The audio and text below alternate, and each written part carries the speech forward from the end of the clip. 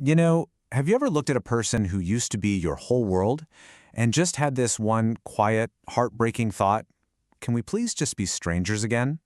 Well, today we are diving deep into a book that grabs that feeling by the horns. Shrijeet Shandilya's Can We Be Strangers Again? Oof, that one line, it just hits you, right? It captures that awful moment when your safe place, your chosen family, suddenly becomes the source of all your pain. It's a feeling a lot of us, unfortunately, know way too well. So, let's get into how this book suggests we even begin to navigate that kind of emotional wreckage. All right, so the book isn't just telling a story. It's positioning itself as a kind of roadmap, a guide to finding your way back to yourself. So, let's take a look at who this is for and what it's really trying to do. So who's this for? It's what you'd call therapeutic fiction, and it's aimed right at young adults. That kind of tricky 18 to 25 age range, where friendships can feel like everything. And the main idea? It's pretty radical, actually. It says healing isn't about trying to patch things up. It's about consciously, intentionally, turning that person who hurt you back into a neutral stranger in your mind. Okay, now we're getting to the absolute heart of it. We've pulled out 5 crucial lessons from the book, the big takeaways you can learn from this kind of heartbreak. So, the first lesson kicks off right here with this idea, this paradox of intimacy. The very things that make a friendship feel so strong, the late-night talks, the secrets, the laughter, are the exact same things that give it the power to absolutely shatter you. The insight here is, well, it's simple, but it's so profound. Your deepest connections create the potential for your deepest pain. So, what do? The book's big practical takeaway is to diversify your emotional investments. Don't put all your trust, all your sense of belonging into just one basket of friends. Man, this next quote, it really zeroes in on such a specific, horrible feeling. It's not just losing a friend, it's being pushed out of the whole group, that family you chose. It feels less like a breakup and more like a total rejection of who you are. The book basically argues that when relationships get complicated, especially when romance gets thrown into a friend group, there are almost always casualties. Someone gets left out. The advice? You gotta learn to spot those patterns of exclusion early. Either talk about them openly or honestly, get yourself out before the damage becomes permanent. And here's where the whole story starts to pivot.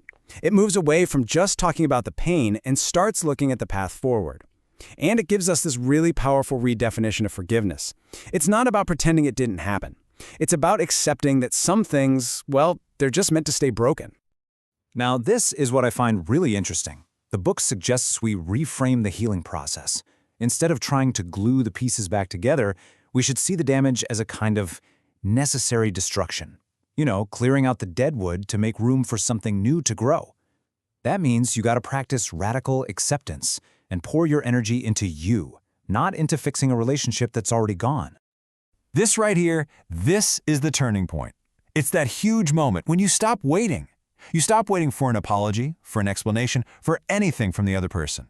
And instead, you finally turn that spotlight back on yourself. So listen up, because this is probably the most important point. Closure is something you give to yourself.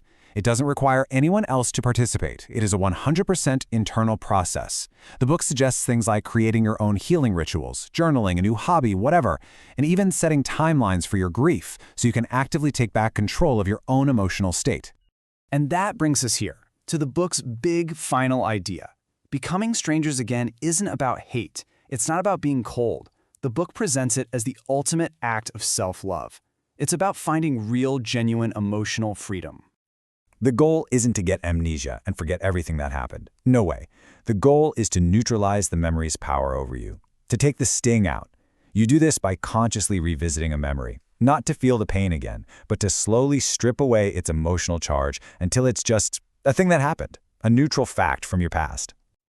Okay, so we get the concepts, right? But how do we actually do any of this? Well, the book moves from the what to the how by laying out a pretty concrete plan for healing. It really comes down to 3 main steps. First, that memory neutralization we just talked about. Second, an emotional investment audit. You literally sit down and figure out where your emotional energy is going. Are you still pouring it into the past? And if so, you actively redirect it. And third, the stranger visualization. This is like a mental rehearsal, where you practice seeing this person in your mind with total neutrality. No anger, no sadness, just nothing. And the book makes some pretty bold promises about results.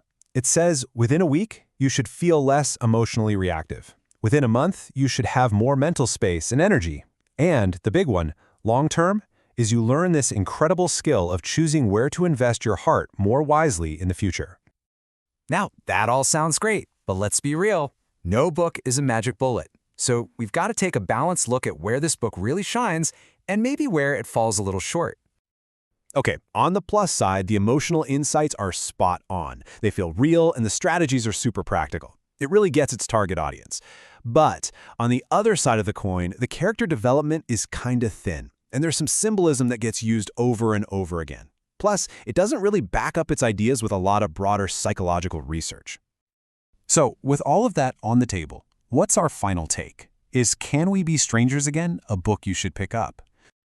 Our final grade for this book is a 6.9 out of 10. So yeah, it's a solid, genuinely helpful read, but it definitely has some flaws you should know about.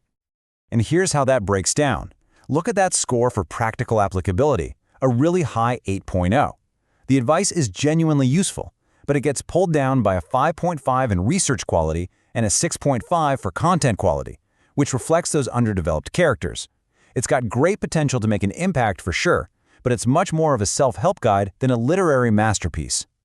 Now, if this whole topic really spoke to you, we've got 2 other books you might want to check out. John Green's The Fault in Our Stars is an incredible exploration of how young people navigate huge, profound loss. And Ned Vizzini's It's Kind of a Funny Story has a similar focus on mental health and that journey of finding yourself as the real path to healing. At the end of the day, Can We Be Strangers Again does a very specific, very important job. It gives you a practical toolkit for letting go.